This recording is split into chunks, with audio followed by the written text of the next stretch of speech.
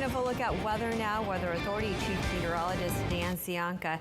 Dan, we all wish we could be at, I don't know, Lover's Point today. I know. And after a kind of a cloudy month of August, I did want to do a recap of some of our August temperatures.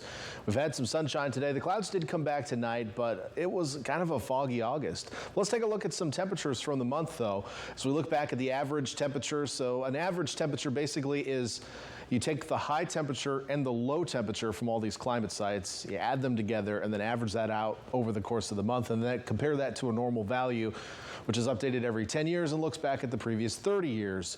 And all stations we looked at were warmer than normal this past month. In some cases, about 2 degrees warmer than normal, like Gilroy and Salinas. With that said, just a little caveat to this, some of these locations had cooler than normal high temperatures. Santa Cruz, for example, Monterey, and also King City had cooler than normal high temperatures.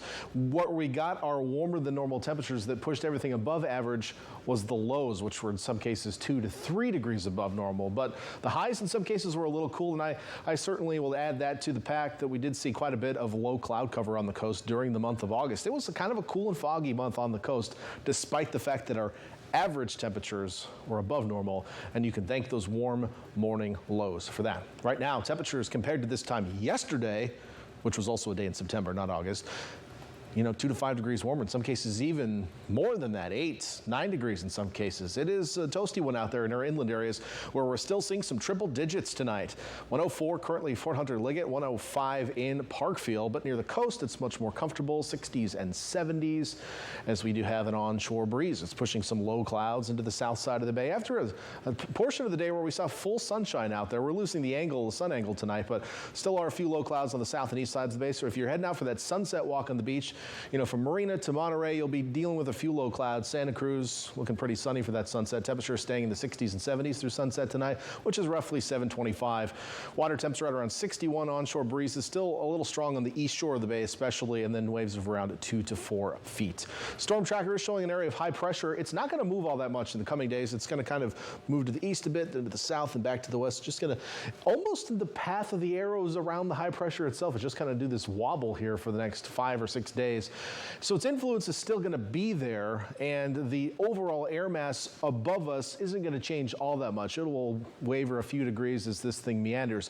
With that said, the farther east it goes, the less pressure it puts on our marine layer, and all of a sudden we could see that marine layer jump up another 500 feet in depth. And that could actually mean some big temperature swings for places that are kind of in between the far inland areas and the coast. So we're not going to see a lot of temperature changes on the coast and our far inland areas, but those in-between places, we like to think like the Salinas Valley, like from King City to Soledad, Hollister, San Juan Bautista, places like that. We'll see some bigger variations in your temperatures this week. You may swing 10 degrees from day to day, whereas on the coast we may swing 1 or 2, and in our far inland areas, again, you may swing just a couple of degrees. So it's going to be those middle areas that see some changes in the coming days, but that doesn't mean we're going to get all that cold at any given time. FUTURECAST is showing some low clouds and a little bit of fog overnight tonight, especially on the south and east sides of the bay.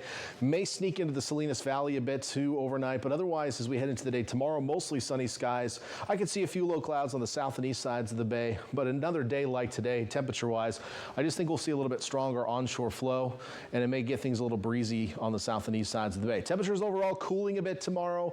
We're into the mid-70s in Santa Cruz, 72 in Capitola in the mountains, 90s to around 102 in Boulder Creek tomorrow, which would be our hot spot. So you're like 105 today, so you're cooling a couple of degrees, but still going to be toasty there in the Santa Cruz Mountains. Watsonville coming back to 78 with upper 70 or mid-70s, I should say, in Salinas, 90s in Hollister, a little bit warmer in Gilroy, back to the Bayshore staying a little cooler, Castroville Marina staying in the upper 60s. Over to Monterey in the peninsula, high temperatures in the mid to upper 60s and in some cases 70s. We'll top out at 71 in Monterey and 70 in Carmel.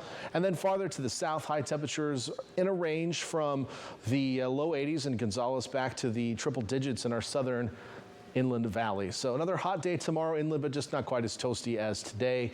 And we'll get a little bit more wind, I think, in the valleys and perhaps up over the hills that push into the Central Valley. Could get a little gusty at times tomorrow. So look at the next 7 days on the coast. Temperatures staying in the low 70s, which is about normal, maybe a touch above on some days like Wednesday where we see a lot of sunshine. And then there'll be a general trend toward cooler, cloudier conditions on the coast as we head toward the weekend. And I think by the time we get to Saturday, you're going to feel a little bit cooler there. Inland inland areas, you can see those temperature fluctuations. We go down tomorrow, then back up Wednesday, then down Thursday, then back up Friday. And then after that, it looks like we're going to head down through the weekend back toward more seasonal normals. But in the meantime, some hot days ahead inland. You'll have the wind in the valleys during the afternoon, but it's still going to be toasty. We're back after this.